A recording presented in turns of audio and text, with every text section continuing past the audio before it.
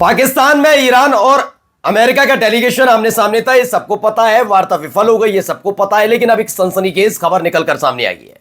उस बातचीत के दौरान तनाव पैदा हो गया था, हाथापाई तक हुई थी। जी हां, जो ट्रंप का लाडला है विटकॉफ, वो उछल उछल कर स्ट्रेट ऑफ हॉर्मुज पर ज्ञान दे रहा था।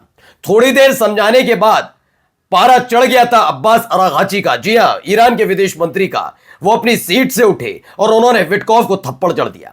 इस खबर ने पूरी दुनिया में हड़कंप मचा दिया है कि इस बैठक के दौरान यह हुआ क्या। यह खबर कहां से निकली वो दिखाऊंगा, लेकिन खबर दिखाऊंगा तुर्की की तरफ से भी।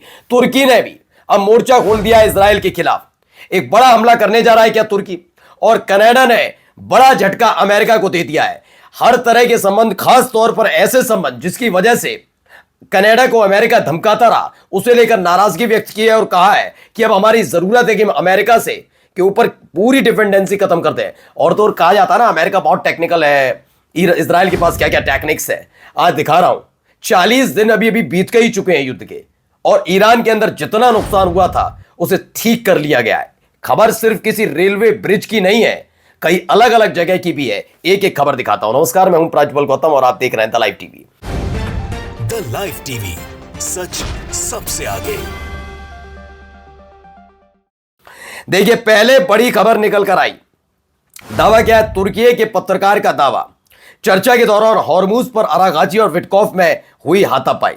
यह दावा किया जा रहा है कि हाथापाई हो गई है विटकॉफ में और दोनों के बीच में। यह जबरदस्त तरीके से हाथापाई हुई थी अरागाची और विटकॉफ के बीच में। दोनों एक दूसरे से भिड़ गए थे, ठीक है। इस्लामाबाद में हाल ही में हुई ईरान अमेरिका वार्ता को लेकर एक बड़ा और चौंकाने वाला दावा सामने आया। तुर्की के वरिष्ठ पत्रकार हैं सेतिनेर सेतिन ने आरोप लगाया कि वार्ता के दौरान ईरान के विदेश मंत्री और अब्बास अरागाची और अमेरिकी विशेष दूत स्टीव विटकॉफ के बीच हॉर्मुज स्ट्रेट को लेकर इतनी तीखी बहस हुई कि स्थिति लगभग हाथापाई तक पहुंच गई। रिपोर्ट के मुताबिक दोनों नेताओं के बीच विवाद का मुख्य मुद्दा हॉर्मुज स्ट्रेट का नियंत्रण और शासन रहा। इसमें यह भी दावा किया जा रहा है कि यह वही रणनीतिक समुद्री मार्ग है जहां हाल के दिनों में सैन्य तनाव भी बढ़ा हुआ है। सेटेनर सेटिन के दावे के मुताबिक बातचीत के दौरान माहौल अचानक गर्म हो गया और दोनों पक्षों के बीच तीखे शब्दों का आदान प्रदान हुआ, यानी गाली गलौच हुई।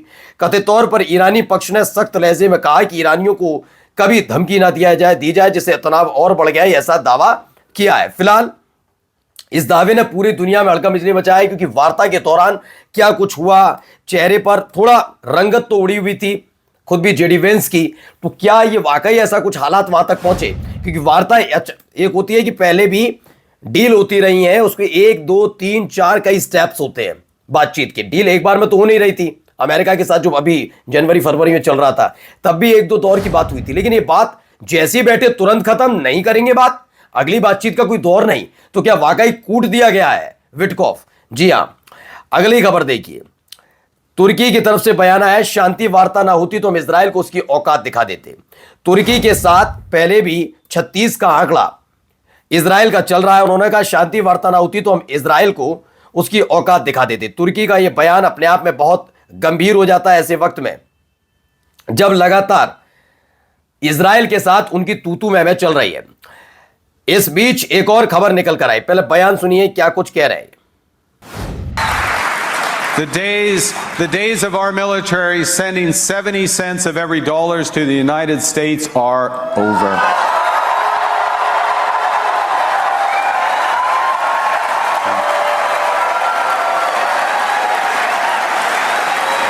देखिए ये क्या कह रहे हैं। कनाडा के पीएम मार्क कार्नी का ऐलान है कि मिलिट्री खर्च में हर डॉलर का 70 सेंट अमेरिका को भेजने के दिन अब खत्म हो गए हैं। उस दौरान तालियां बजी। अमेरिका के एक अधिकार के खिलाफ ये उठी हुई अब तक की सबसे बड़ी आवाज है। देखिए इसमें भी क्या दावा किया जा रहा है, क्या कह रहे हैं। कनाडा के प्रधानमंत्री मार्क कार्नी ने देश की रक्षा नीति में ऐतिहासिक बदलाव का संकेत देते हुए सैन्य खरीद के लिए अमेरिका पर निर्भरता कम करने की घोषणा की है। कार्नी ने कड़े शब्दों में कहा कि कनाडा की सेना द्वारा खर्च किए जाने वाले हर डॉलर का 70 सेंट अमेरिका भेजने का दौर अब समाप्त हो चुका है। आपको मैंने खबर बताई थी कि इस युद्ध में क्या खोया क्या पाया वाली स्थिति में बहुत लोग ईरान के बारे में, इंफ्रास्ट्रक्चर खत्म हो गया, ये हो गया, खामनेई साहब के इंतकाल का जिक्र था। भाई देखो नुकसान तो हुआ है, वो गलत बात नहीं, ये बात बिल्कुल सच बात है, नुकसान हुआ। लेकिन इसमें मैंने एक बात कही थी, 2 रास्ते खुले ईरान के सामने। ईरान के आर्थिक अर्थव्यवस्था के हिसाब से देखा, आर्थिक तौर पर जी हाँ कमजोर देश है, अमूमन बहुत सारे देश हैं ऐसे कमजोर देश हैं।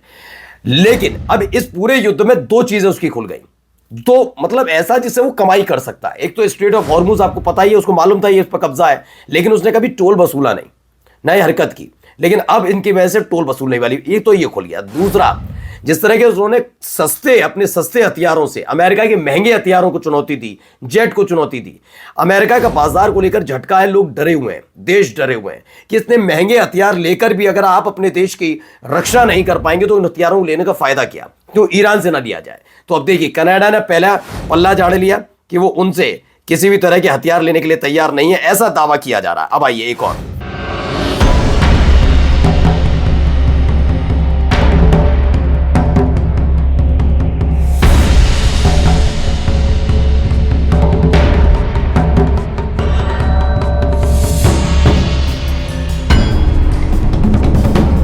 तो देखिए, इसके जरिए बताया गया है ईरान इस तरह तेजी से कर रहा है अपना पुनर्निर्माण। अमेरिका इजराइल के हमलों के बाद ईरान के कौम के पास तीसरे तबाह हुए रेलवे पुल का पुनर्निर्माण कर लिया। अच्छा, रेलवे पुल के अलावा और क्या क्या पुनर्निर्माण हो रहा है, जरा ये भी देखिए, यहां पर भी क्या दावा किया जा रहा, सुनिए। تقریبا در تمام تأسیساتی که آسیب دیده همون روز بعدش نیروهای ما مستقر شدن و پیمانکاران مربوطه در واقع فراخوان شدن و کار بازسازی شروع شده. اون چیزی که مثال میزدم الان تو انبار نفت ری نزدیک 2000 نفر نیرو مشغول برای بازگردانی تأسیسات. तो इसमें दावा किया जा रहा है कि डैमेज हुई ईरानी ऑयल फैसिलिटीज 1 से 2 महीने के भीतर 70 से 80% क्षमता के साथ वापसी करेगी। कई देशों में हालात खराब है, कतर से लेकर सऊदी अरब तक का हाल क्या है सबको देख लिया। ईरान के डिप्टी तेल मंत्री ने कहा जिन ऑयल फैसिलिटीज को नुकसान पहुंचा था वहां अगले ही दिन हमारी फोर्सेज को तैनात किया गया, कॉन्ट्रैक्टर्स को तुरंत बुलाया गया और रिकंस्ट्रक्शन वर्क शुरू कर दिया गया। यानी कि नुकसान तो हुआ ईरान को इस पूरे संघर्ष में, लेकिन उसने अपनी तैयारी पूरी तरह से कर रखी थी। उसे मालूम था आने वाले वक्त में नुकसान पहुंचाया जा सकता है और इसीलिए उसने ये तैयारी की थी। फिलहाल इसको लेकर खबर आ गई है कि अब सब कुछ ठीक ठाक है, और जबकि इजराइल पर जो हमले हुए हैं वहां पर ऐसे हालात नहीं है कि ठीक तरीके से काम किया जाए। अब देखिए, एक और लाडला अमेरिका का, पहले यह खुशी क्यों मनाई जा रही है समझिए। तो ये खुशियां मनाई जा रही हैं, दिए जलाए जा रहे हैं, मतलब मशालें लेकर लोग पहुंचे, मतलब मोमबत्तियां लेकर लोग पहुंचे, झंडे लहराए जा रहे हैं। खुशी मन क्यों है, ये जश्न मनाया जा रहा है? क्या ईरान के समर्थन में है? क्या लेबनान के समर्थन में है? नहीं, ये सारी की सारी कहानी ट्रंप के लिए झटका है। हंगरी के प्रधानमंत्री हैं विक्टर ओरबान, 16 साल सत्ता में रहने के बाद चुनाव हार गए। अमेरिकी राष्ट्रपति ट्रंप ने खुलेआम चुनाव में इनका समर्थन किया था, और जब ये चुनाव हारे तो उसके बाद लोगों में खुशी देखने को मिल रही है। हर तरफ खुशी की लहर देखने को मिली। लोग खुश इसी बात को लेकर थे कि होना चाहिए था। और वहीं जरा ये भी देखिए यहां क्या हो रहा है।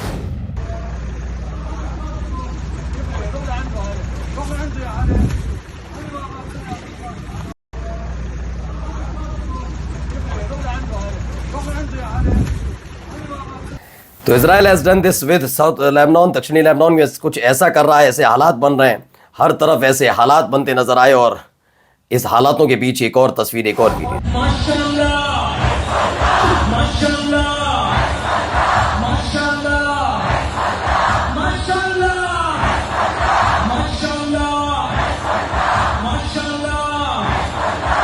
माशाअल्लाह, हिजबुल्लाह जैसे नारे लग रहे हैं इजराइल के अंदर, इजराइल पर जो स्ट्राइक हो रही है उसको लेकर। और देखिए, इन सब के बीच ईरान के लोग भी उतरे सड़क पर, उन्होंने हिजबुल्लाह के समर्थन में नारेबाजी की। नमस्कार।